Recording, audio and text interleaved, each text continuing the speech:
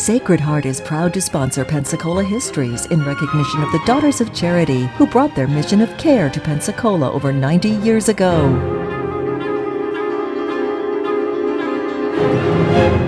Hello and welcome to our continuing story of Pensacola, North America's first place city. In this series right now, we're talking about what I call antique buildings of our community.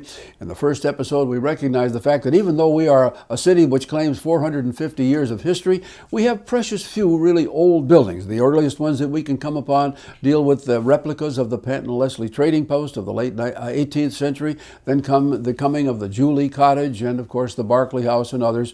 And today, after looking at some of the buildings constructed in the mid-19th century, we pick up our story with the coming of the county courthouse, which was constructed here in 1885. That was a kind of a fascinating story because in the post-Civil War era, the county had operated from a series of leased buildings along East Government Street. But when the voting population discovered how much was being paid for lease payments there, they agreed, first time ever in a referendum here, they agreed to add a mill to their ad valorem taxes. And when that money was all collected, it was sufficient to build the new courthouse, which was put in place on the corner of Chase and Palafox. This was a beautiful Victorian-style red brick building, and it was supplemented, added to about 10 years later with what became known then as the annex, so that this structure extended about two-thirds of the way through that entire block, and that served the county very well up until 1939.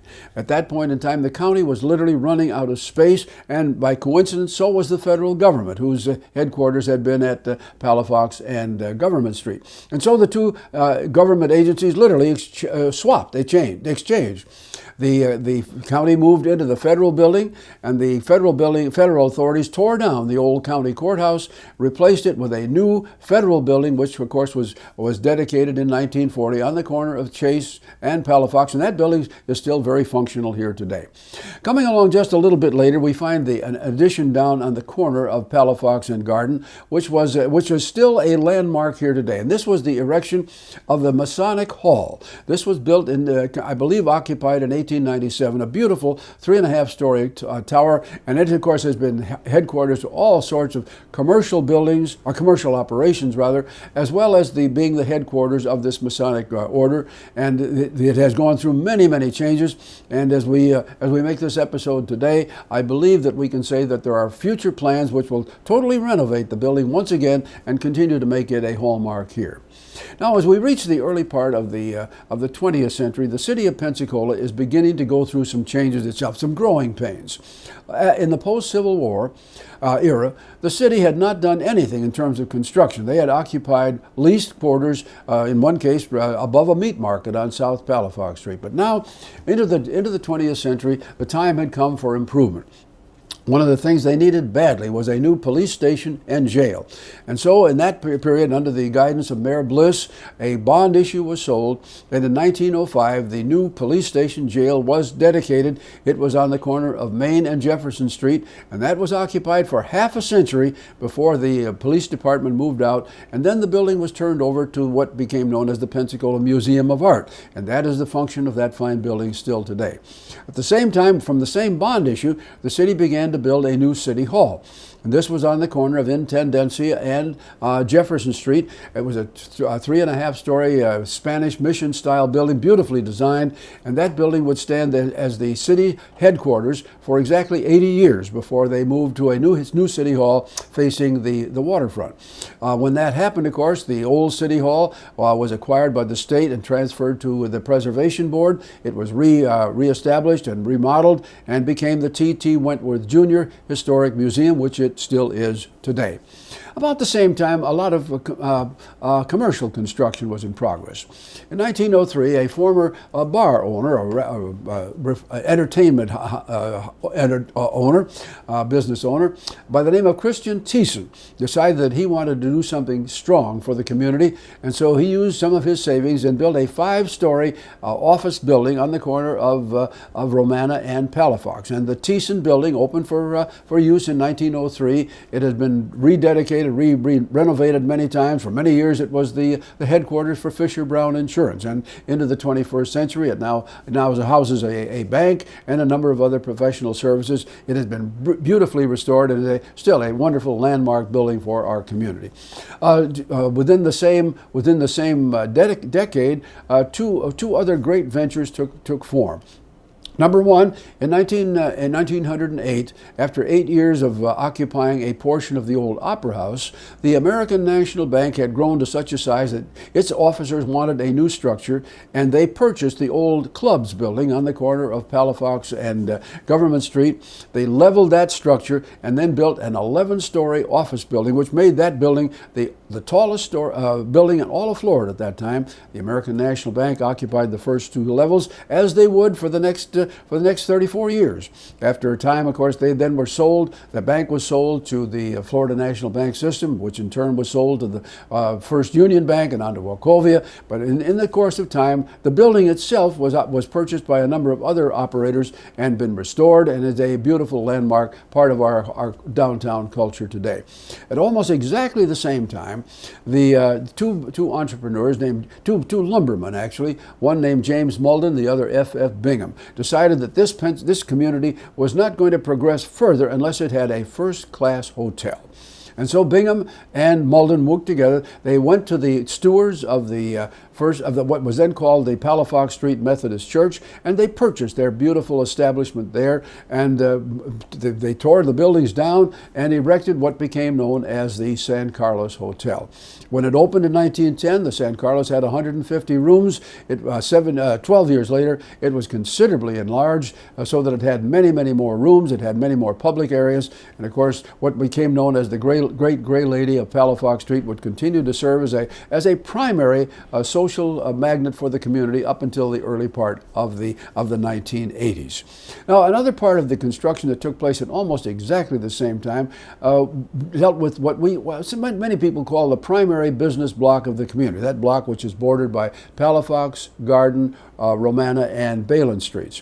In the 1880s and 90s, this block had, piece by piece, been acquired by two very active businessmen. One was Francis C. Brent, the president of the First National Bank.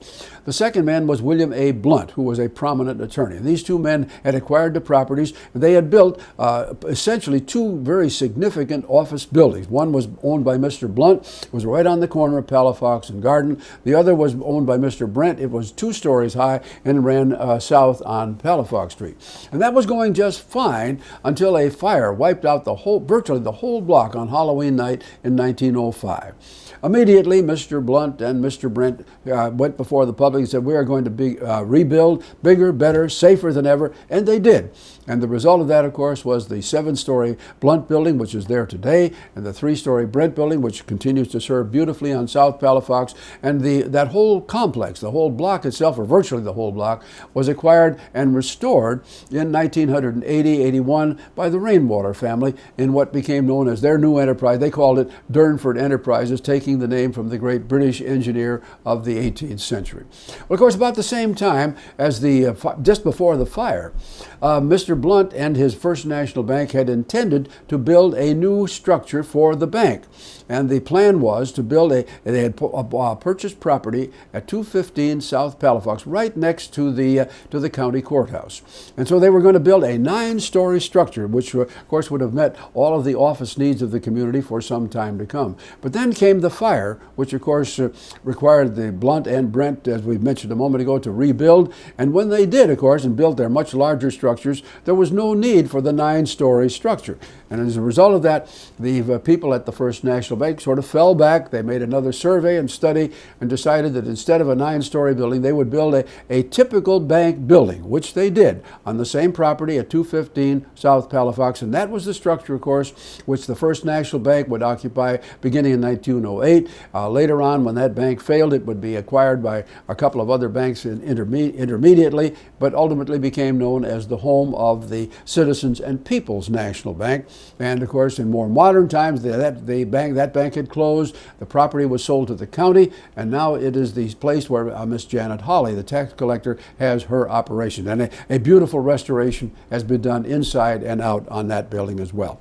Now, looking at something else in the area of health care. Over the period from the end of the Civil War forward, Pensacola, even though its population was growing very rapidly, did not have what we would call first-class health care facilities. There were a series of small hospitals that were located in former residences, and this went on through the period up to 1915. By then, the population was over 20,000, and so at that point in time, several physicians, led by Dr. Walter C. Payne and Dr. Allen Ames and Father Kennedy of the Catholic Church, put together a plan. They got the city to agree to give a block of property if the Sisters of Charity of Emmitsburg, Maryland, would come to Pensacola and erect a first-class hospital and then also run it. And so the negotiations took place, and in 1915-16, the new hospital was built on North 12th Avenue. And of course, the sisters would operate that facility beautifully until the year 1963, when they in turn moved to a new campus along North 9th Avenue. In the subsequent years, the old Sacred Heart Hospital building has been remodeled and restored and is now being used in a host of other things as well. Okay, looking into some of the other things that have happened. In 1903, by 1903, the Lutheran Church had been growing significantly, and by this time they had an initial facility, as we mentioned in another chapter. They had built a facility on West Garden Street. Now in the 1920s, they elected to move and built their new church up on Wright Street at the corner of Balin. A beautiful church, which with a number of restorations is certainly a landmark worth seeing today. We need to mention also the beginnings of the Sanger Theater. Now, the Opera House, which we had mentioned in our previous episode, had been built in 1885. It had been raised after the storm of 1917, and all of the materials many of the materials from that building had been saved. The contractor named Charlie Turner had saved them beautifully, and so when he was contracted to build by Julian Sanger to build the new theater, Charlie used a lot of the brick out of the old Opera House and then many of the interior decorations to put together the new theater. And even though we've just gone through a major restoration there, next time you go down to the Sanger, I urge you to, first of all, as you walk up to the building, look at the brick, and you'll see that virtually all of the brick that was used on the exterior came from the old Opera House. So we've gotten a lot of good use out of that. And then when you step inside and sit down and start to look up and look around you in the theater, you'll recognize that many of the beautiful decorations that are there had been originally used in the Opera House in 1885. Well, we can close out with another little story. Basically, we've had other churches that have come and gone. One of the latest that came into being in this same period, in the early part of the 20th century, was the Gadsden Street Methodist Church, which came about because the Methodist Church was expanding east and north, and a group of people got together along 9th Avenue. First of all, they built a little Sunday school. Then this was exchanged. It was used also by the school system during the week, and finally, the growth was so significant that the money was raised, and the Gadsden Street Methodist Church came into being in 1903 and is still there with us today. The same sort of thing can be noted of Temple Bethel. The temple's first structure was on East Chase Street, beginning in 1876. That structure burned in the early 1890s, was replaced by another wooden structure. That burned in 1929, and at that point in time, the congregation of Temple Bethel built its beautiful temple on the corner of Palafox and Cervantes. Well, summarizing it all, we have had many wonderful opportunities to look at architecture of varying styles here in Pensacola. Our residences, our commercial buildings, our business buildings, all of these things have changed with the times. And as we drive around Pensacola today, we can say we are very fortunate in the fact that many of these buildings have been recognized as having value, and people have stepped forward and have saved them, restored them, so that we can be very proud of Pensacola today.